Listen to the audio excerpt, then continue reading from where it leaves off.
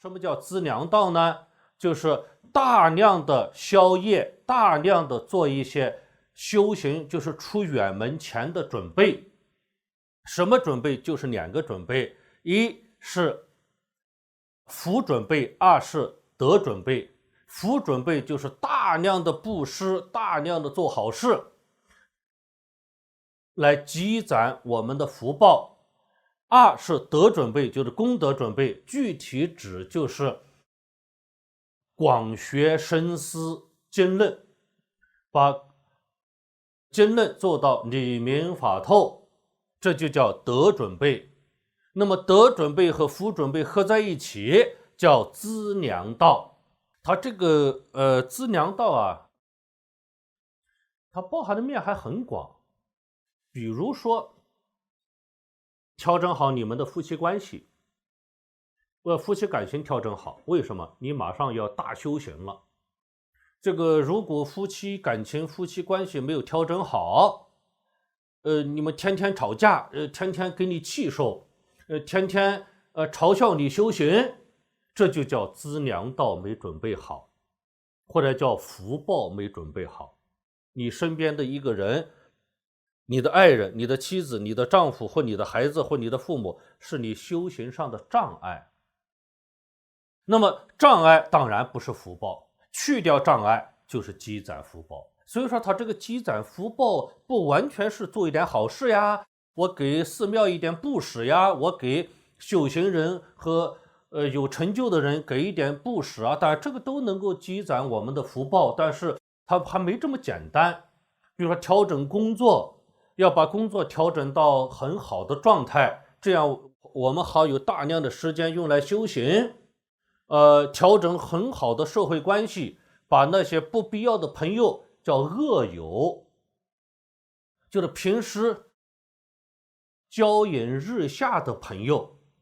什么朋友？像酒肉朋友，这些都是把我往下拉的朋友，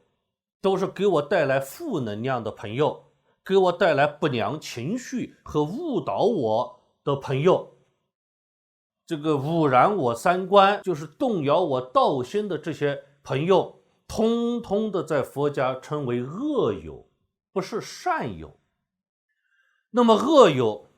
我们就要想办法把它从我们的朋友中清理掉、处理掉。为啥？我马上要开始大修行了。我一修行的话，这些人整天在旁边唧唧歪歪，就是这样毛病那样毛病，很影响我。或者是天天请我这个唱卡拉 OK 啊，我好容易有一点时间，他天天请我跳舞，去酒吧啊，一喝到半夜，我还修个什么呢？当然就修不成喽。我说这通通都属于恶友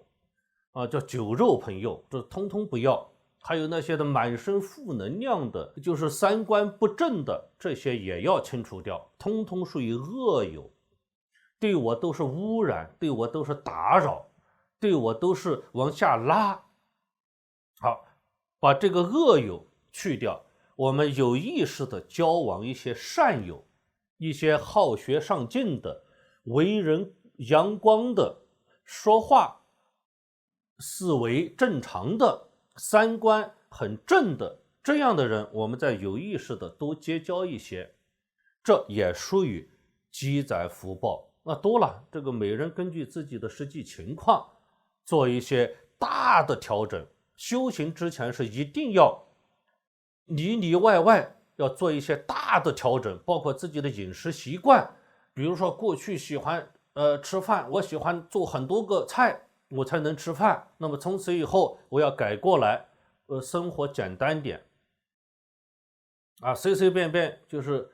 粗茶淡饭即可。那么为什么要粗茶淡饭？就是为了节约时间和精力，好用来看书，好用来修行。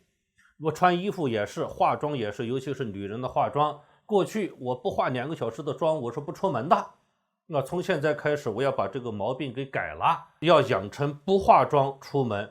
这样我就能节约2个小时的时间，用来做更重要的正事等等。这样整个衣食住行，整个待人接物，整个朋友圈、亲友圈要全部做一番调整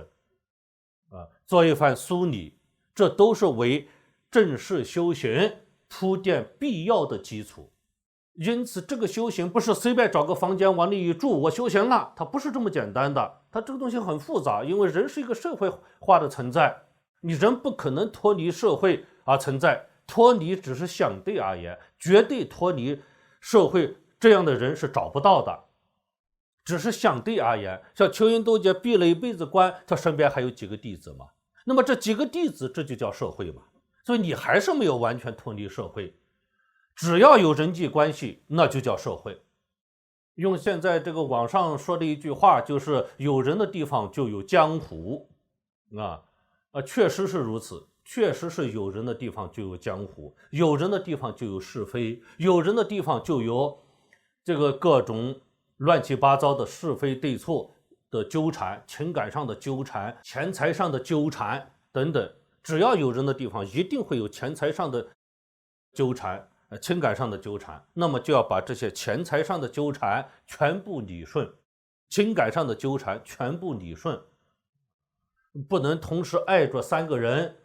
想着5个人我还去修行，那是不可能的。一定要在情感中给予一个好好的梳理，就情感上该放下的人就放下吧，那种可爱可不爱的就不爱了吧，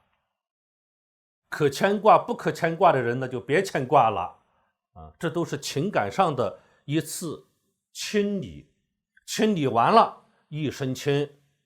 这叫福德资粮，就可以轻装上阵修行了，集中我们的一切时间和精力用来修行，再也不为身边的这些劳什子事情破事烂事搅扰其中。因为这些破事烂事之前为正式修行之前我已经全部处理完了，清理干净了，新的不允许诞生，旧的已经处理完了。所以说一个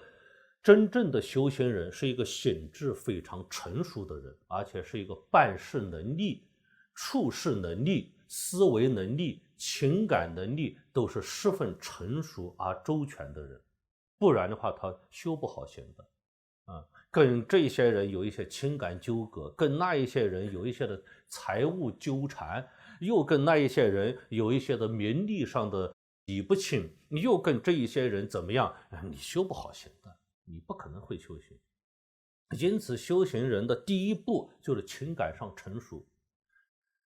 真正能够分得清哪些是真爱，哪些是假爱，哪些情感是纯洁的，哪些情感是掺杂了太多的这个不良的动机和意图的。那把这些掺杂了太多的不良的情感意图的东西，就是这个情感不纯的东西，那就要想办法处理掉，因为它没有保存的价值。这就要求我们在情感上、做事上、钱财上各个方面要相当成熟，相当到位，你才能够把这些全部梳理好，全部让它各就各位，全部安顿好。这些安顿好之后，才能够轻装上阵去修行，这叫资粮道。